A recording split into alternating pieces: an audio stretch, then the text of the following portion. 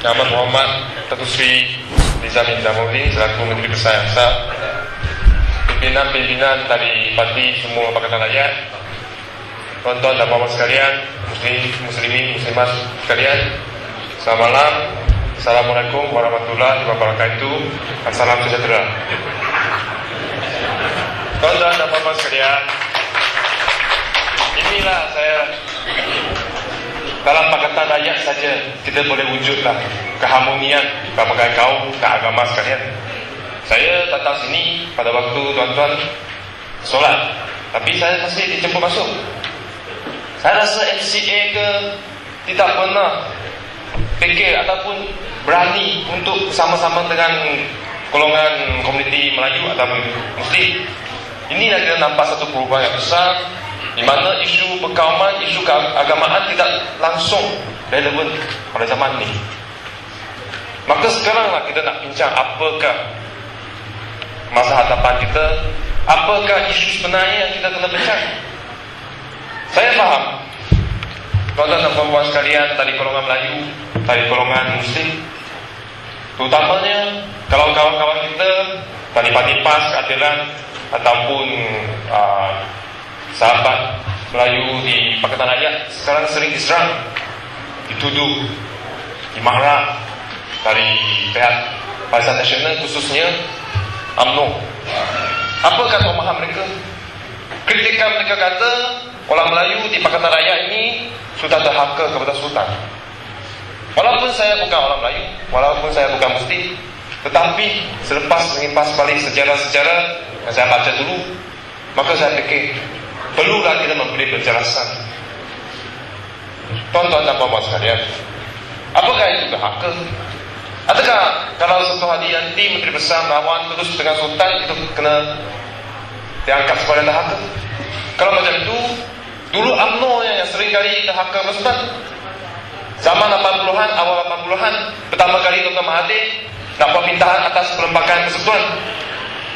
Zaman 80-an akhirnya, masa Dr. Mahathir lawan dengan Tengku Razali pun dia lawan juga dengan Sultan. Atau tak lagi zaman 90-an awal, masa dia nak permintaan sekali lagi atas perlembagaan persekutuan. Bayangkan kalau UMNO, Barisan Nasional dulunya yang sekali kala nak lawan, nak ambil kuasa, rampas kuasa dari rakyat ke Sultan untuk tampakkan dalam tangan mereka sendiri pun, mereka turut dikritik bahawa terhaka kepada Sultan. Apa mereka tak bela diri? Mereka kata, oh itu bukan terhaka, itu kedaulatan rakyat kononnya.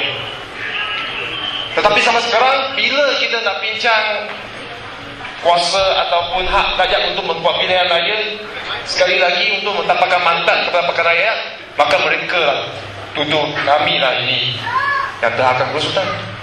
Maka saya anggap mereka ni langsung tak baca sejarah, ataupun mereka tak tahu ada apa itu kisah Hang Tuah dan Hang Jebat dulu. Apa itu maksud terhaka kita kata? Kalau kita kata Hang Tuah pun terhaka, kalau kita kata Hang Jebat pun terhaka, sampailah kita kata bendahara yang lepaskan Hang Tuah itu pun terhaka. Tetapi tuan-tuan dan puan-puan, kita percayakan sesuatu kebenaran yang untuk keadilan. Kita faham sekarang, Tuanku Sultan diputar belik, dikawal, mungkin diukut oleh Barisan Nasional dan UMNO khususnya. Maka saya tidak anggap apa yang keputusan ataupun tidak laku oleh pihak Menteri Besar kita dan juga Pakatan Rakyat atau terhaka, tidak. Sebab apa? Kita kena faham, siapa yang angkat beliau sebagai Menteri Besar? Rakyat. Maka sebenarnya Datuk Seri Nizam tak ada hak untuk letak jawatan kuasa. Bukan dia suka hati nak letak jawatan kuasa. Sebab apa? Sebab beliau adalah diangkat oleh rakyat sendiri, maka nak runtuhkan dia cuma boleh balik kepada rakyat. Kalau sekali rakyat nak runtuhkan Datuk Seri Nizam atau Pakatan Rakyat, maka kita akan runtuh di kuasa kerajaan, tetapi bukan di tangan rampasan kuasa oleh UMNO khususnya. Apa yang berlaku selepas mereka jadi kerajaan, kononnya kerajaan baru? Kita nampak Datuk Zamri sebagai Menteri Besar dilantik Exco 6 orang, 4 lagi kerusi kosong. Tetapi dia lantik seorang adun jadi ketua penerangan, di mana taraf ataupun layanan jawatan itu setaraf dengan Exco. Bayaran sama, kereta sama, semua staf semua ada. Apa maksud? Adakah yang bermaksud adun itu tidak layak jadi Exco, terpaksa you kena bagi satu jawatan untuk bayar dia? Lagi satu yang paling penting, tuan-tuan, dia lantik 3 penasihat. Contohnya penasihat itu sebenarnya adalah satu cara untuk agih sumpah-sumpah. Dia bagi Kerafkan 1, dia bagi MIC 1, terpaksa dia bagi UMNO seorang lagi. Lepas tu PPP pun bising, dia nak satu Exco lagi, MCA pun bising. Tapi kata isu yang penting kita kena fikir, dalam sistem Malaysia ini, negeri Perak ini, kita adalah satu negara perlembagaan. Kita adalah satu sistem yang mengamalkan sistem parlimen ataupun legislative assembly. Kita beza dengan Amerika Syarikat. Dato' Zamri ini memang mungkin dia ingat dia muka hitam sikit, dia ingat dia Obama. Tuan-tuan kena tahu, Obama dalam Amerika Syarikat, mereka sistem presidential. Maka kita lantik, kita pilih seorang sebagai presiden, maka kita bagi mandat dia untuk lantik Exco, lantik menteri beliau. Tetapi dalam sistem kita ini, kita pilih wakil rakyat kita untuk masuk dalam sidang assembly, sidang dalam dewan untuk pilih satu kerajaan baru. Kalaulah dia jadi menteri besar, dia boleh sekali lantik sesiapa jadi penasihat dengan setaraf dengan Exco, dan dia boleh buangkan Exco sesuka hati. Maka tuan-tuan, sistem ini hancur. Kita sudah robohnya semua sistem. Sebab apa? Sebab dia kuasa semua letak atas pengundi Bangkok yang pilih dia sebagai menteri besar. Maka inilah kita kena tahu kan, isu ini yang sebenarnya penting. Dan ini akan berlaku lagi. Mungkin masa depan dia lantik lagi tu penasihat, lepas tu jatuhkan tu lagi Exco. Kalau macam tu, apa sebab kita nak pilih lagi wakil rakyat? Sedangkan wakil rakyat tak ada peluang untuk jadi Exco yang menjalankan tugas.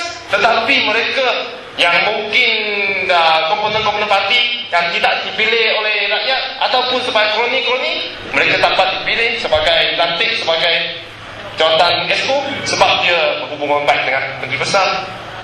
Maka inilah isu yang sangat penting kita kena jelaskan. Tuan-tuan dan puan-puan sekalian, satu lagi isu yang paling penting kita adalah kita nak bandingkan polisi-polisi yang kita lakukan, walaupun mungkin 10 bulan, 11 bulan saja, tetapi polisi kita yang lakukan amat jauh pressure daripada Barisan Nasional. Baru-baru ini kita terima kritikan serangan dari Barisan Nasional, kata ini Pakatan Rakyat keluar ni isu ni grant selama-lamanya kepada kampung. Dia cuma kata kampung baru, sebenarnya kampung tersusun mana, tapi dia sengaja nak tutupakan kampung tersusun. Mungkin dia sendiri pun tak pernah tutup kampung tersusun. Tetapi isu ini mereka main, dia guna pakai kata Pakatan Rakyat cuma nak untungkan golongan Cina ke, so golongan Melayu tak dapat grant ke. Tetapi tuan-tuan dan puan, kawasan saya kurang dapat. Selepas pertama hari kita umum kata nak mulakan permohonan untuk grant kekal, grant selama-lamanya, kampung saya yang pertama kali Durun Padang buka kaunter untuk pejabat tanah punya orang, pegawai terus terima permohonan. Dan saya terima seorang permohonan, seorang pacik umur dia 80, jalan pun terpaksa ambil tongkat lagi. Tetapi dia rasa exciting, dia datang, saya 80 tahun saya di Malaysia ini, sekarang baru saya rasa saya ada hak ini untuk dapatkan satu grant kekal yang di mana saya diakui sebagai seorang warga negara di Malaysia ini, walaupun dia Melayu, walaupun dia Muslim. Dia juga rasa dia nikmati. Selepas 2 minggu ini, kononnya tukar kerajaan, saya jumpa balik pacik itu. Pacik itu kata seronoknya, alhamdulillah saya berpeluang untuk tukar grant selama-lamanya. Kalau saya lambat sikit, lewat sikit pun tak dapat.